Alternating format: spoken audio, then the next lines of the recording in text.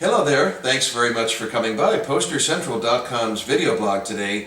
I'm Pete Howard, and look at this beautiful jumbo 22 by 20 inch, 28 inch Globe Posters boxing style window card from 1966. Just a beautiful, I just love this thing and its bright day glow colors, right, of yellow and orange. And of course, the R&B master, James Brown. I just thank goodness his management so believed in concert posters, because there's a lot of great ones to choose from, and they definitely peaked in their design in the mid-60s. So this is just a wonderful example of a James Brown tour blank, and again this one from 66. And as you can see right across the top of the color portion there, it says the big show of the year, you know, and Mr. Dynamite, which was one of, what, 4 key names that Mr. Brown had, including the hardest working man in showbiz. But on the poster we get Mr. Dynamite. And then getting right to it, we get, the fabulous James Brown, just really in your face. Which, of course, these advertising pieces were supposed to do. If you're walking by on the street,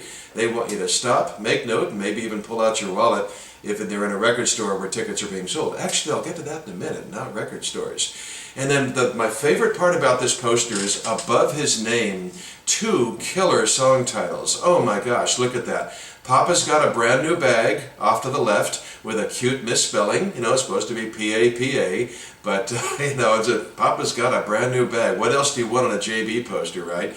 And then its follow-up single, another smash a year ago, early 65, I Got You, parentheses, I Feel Good. But on the poster, they had room only for the first 3 words, I Got You.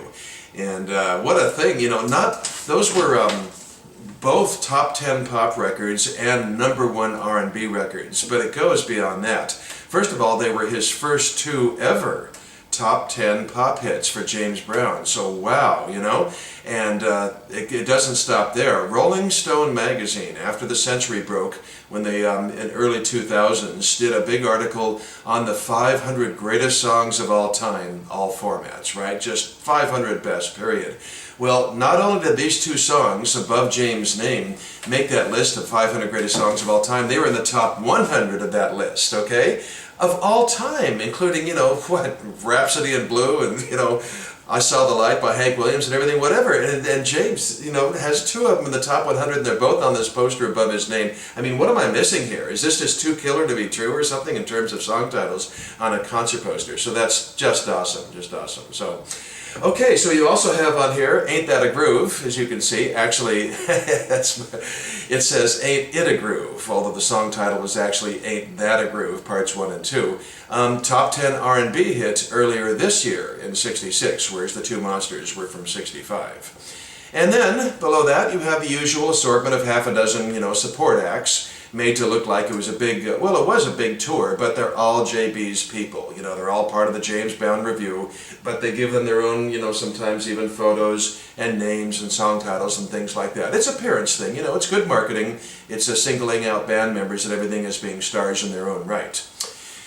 Okay, so this was a tour blank, as I mentioned, which means, of course, the color portion on down is printed way ahead of time in quantity, and then each stop on the tour gets its own information printed up here. Very standard procedure at the time. And this one is from Athens, Georgia, at the University of Georgia campus, which, I thought to myself immediately, Georgia, hello? This is just 50 miles from where James started his career as a gospel singer. 50 miles. So that he must have really felt close to a homecoming for him. That's just really sweet. Then you've got, as you can see under that, ticket information, a little bit unusual, a little offbeat. It says admission $2 at the door, and then it says tickets on sale at all bookstores and all leading men's stores. So usually tickets in advance are cheaper, but they couldn't have been cheaper. They couldn't have. I can't imagine in '66 for 18 pieces or whatever. People on stage, a ticket at $1.50. So I think all tickets were $2. Maybe they were general admission.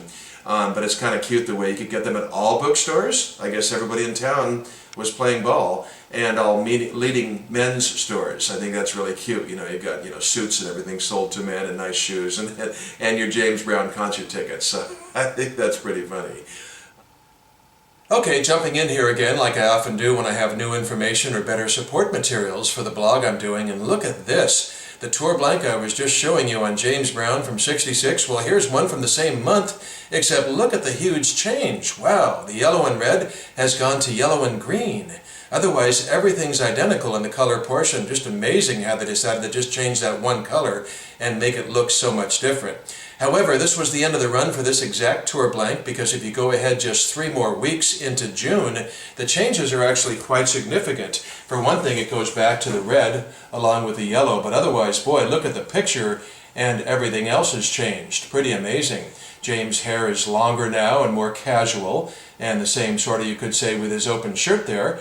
And the slug line at the top of the color part that says the big show of the year has been changed to "This is a show for the entire family." So that's an important line, you know.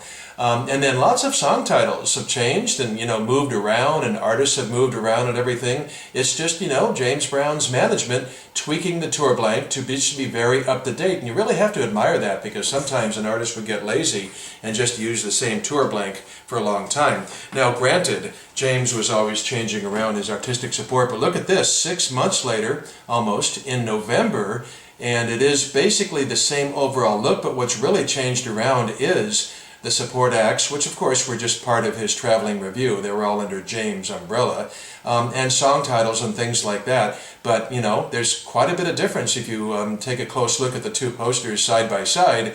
I have to apologize, one of the photos is especially fuzzy and a little hard to read the small print, like song titles on the red, but still, you get the gist for sure how much these things changed.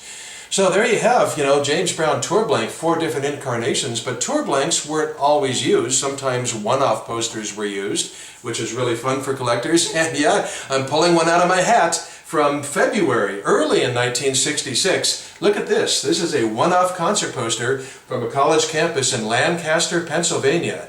And there you have James Brown. You're really simple. You don't have any support acts, and you don't have any song titles. Just, you know, James Brown in huge letters, and they do give him the nod of one of his 4 working nicknames, Mr. Dynamite. But February 1966, perhaps you prefer the simplicity, or perhaps you prefer one of the tour blanks, and you know something, I have a feeling there's more incarnations of this tour blank that I still have not seen yet, discovered with all those changes. But that's 5 overall in this video blog, 5 different James Brown concert posters from '66, and I wonder how many more there are.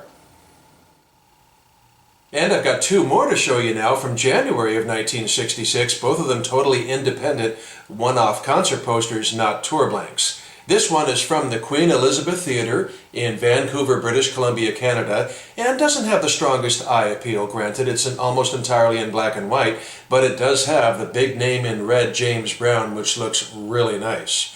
So that's January 9th. Let's go 2 days later to January 11th, and down the west coast to San Francisco and Winterland. Wow, look at this one.